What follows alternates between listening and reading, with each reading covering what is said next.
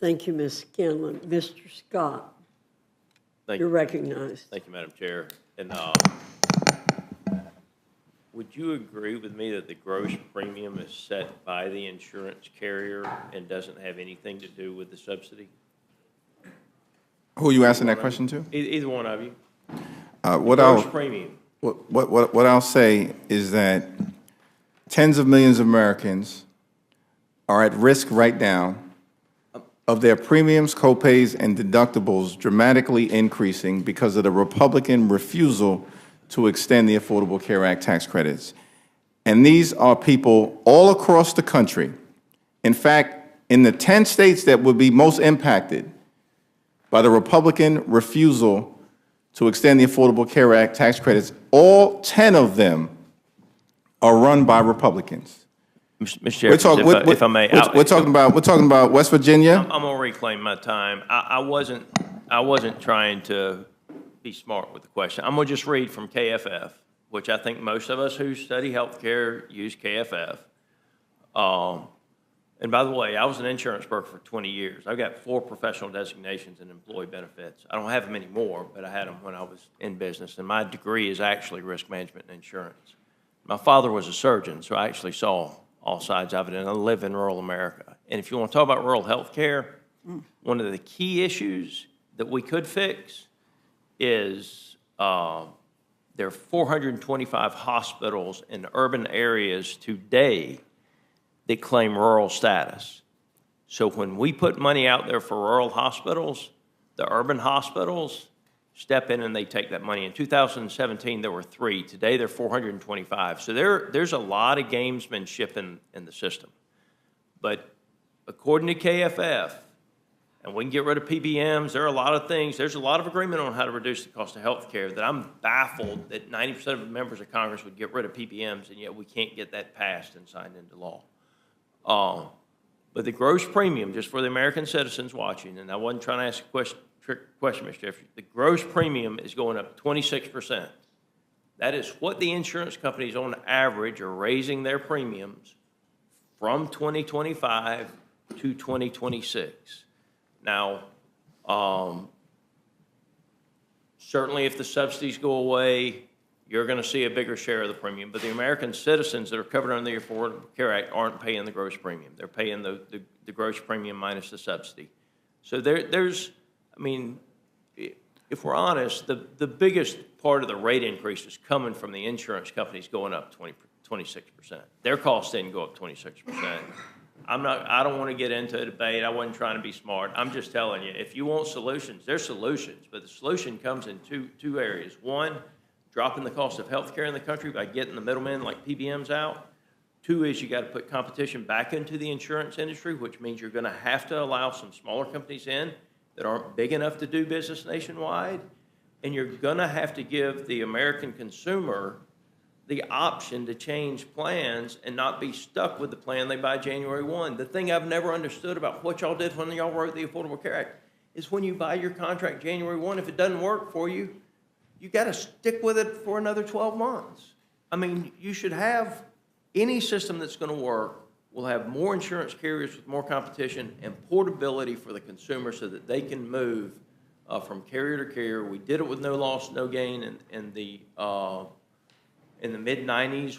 No loss, no gain was the provisions that we put in so that we stopped the carriers from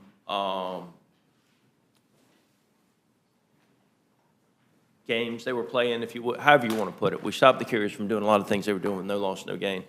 There are a lot of things that can be done to fix it, but what you can't do is pretend that the Affordable Care Act works. It just doesn't. It's going to have to be rewritten. Well, so Representative Scott, when you get serious about rewriting it, Mr. Jeffries, I promise you, there's a lot of us that'll work with you. Well, I appreciate your observations, and I will say, listen, we agree on this side of the aisle that we need PBM reform. In fact, there was an agreement to engage in aggressive PBM reform until Donald Trump and Elon Musk killed that agreement. It was actually in Mr. December. Musk. Well, you know, it's not elected. It was actually Musk that was posted. Well, whoever it was, Republicans apparently decided to pull the plug on that PBM reform. So we agree. But Mr. Jeffries, you're from New York, correct? That's right. So I'm from Georgia. So I trust the Georgia State Legislature to determine what our no loss, no gain, or pre-existing conditions clauses and portability option should be. And so that's one of the things as we go forward that we'll be pushing for is flexibility at the states. I'll yield. It's getting late, but thank you for your time. Thank you, Mr. Scott. Mr. Neguse, you're recognized. Thank you, Madam Chair, and thank you, Leader Jeffries and Whip Clark. And I think you've eloquently described the stakes for the American people with respect to the health care crisis that Republicans have created. I have a particular question about a different provision of the CR, but before I do, I don't know if you care to expound with respect to Representative Scott's questions or anything you'd like to add. Yeah, no, I appreciate Representative Scott, raising the questions and giving us an opportunity to respond, unlike his prior colleague. And the thing that I would say is we agree there's a broken healthcare system in the United States of America, and we need to fix it. The problem that we confront right now is that tens of millions of Americans who are in open enrollment as we speak are going to see their health insurance premiums skyrocket to levels of unaffordability. That's the crisis that is immediately in front of us.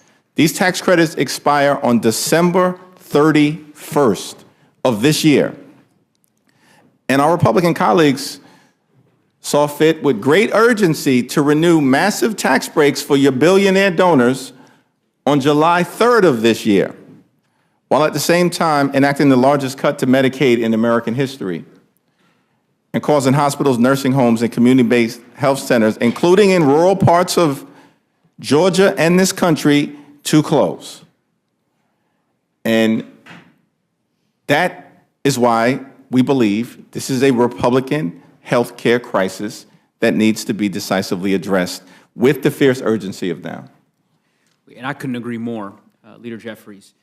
I want to talk about another provision that I described earlier as, I think, insidious. You and I, 4 years ago, Mr. McGovern, many of us were on the floor of the House on January 6th. There's a provision in this bill, this payday provision, for 8 Republican senators connected to January 6th, and I suspect you share the same outrage that I have about it. I wonder if you and Whip Clark might talk a bit about it. Yeah, I'll yield to Whip Clark initially on it, and then we'll certainly have more to say. This particular provision would be outrageous in the best of times. To say that we are going to use our appropriations process to put in specific personal payments to 8 specific senators in relation to an investigation, this is guaranteed money, as our colleague from Georgia pointed out. It is outrageous. And I heard our colleague, and I appreciated his comments and his candor about it. But what struck me was his reluctance to act in this moment. This is exactly the moment where we are not Democrats or Republicans, we're Americans who have identified something wrong, a payout in a bill when Americans are waving their hands and saying, we're not making it in this economy, we're not making it in this system.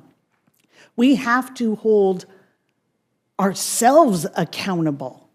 And if we cannot reject and demand that that get out and proceed quickly with our work, then I would question what you think you're doing here. I don't think we have heard a single person try and muster any defense of this payout that was snuck into this bill.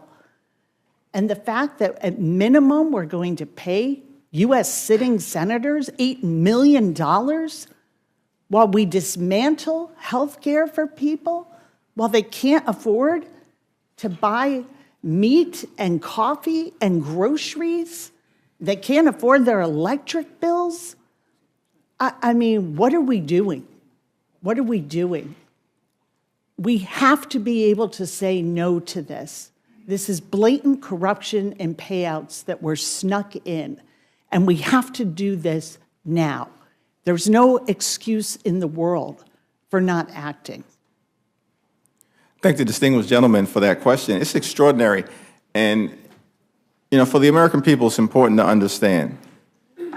We're talking about a multi-million-dollar slush fund that is in this bill for 8 Republican senators who apparently believe they're part of the House of Lords, because that's something that would be done if you think you're a lord, not someone who is subject to the rule of law. That's extraordinary to me. And unfortunately, it appears that despite how outrageous this provision is, my Republican colleagues are prepared to vote for it here before the Rules Committee and tomorrow on the House floor, while at the same period of time can't find a dime to extend the Affordable Care Act tax credits for working class Americans, middle class Americans, and everyday Americans. It's shocking, and it speaks for itself. And the American people are going to reject. This is real-time corruption that's on full display. A multi-million-dollar slush fund for 8 Republican senators that every single House Republican is apparently prepared to sign off on. And if you vote for it, you own it.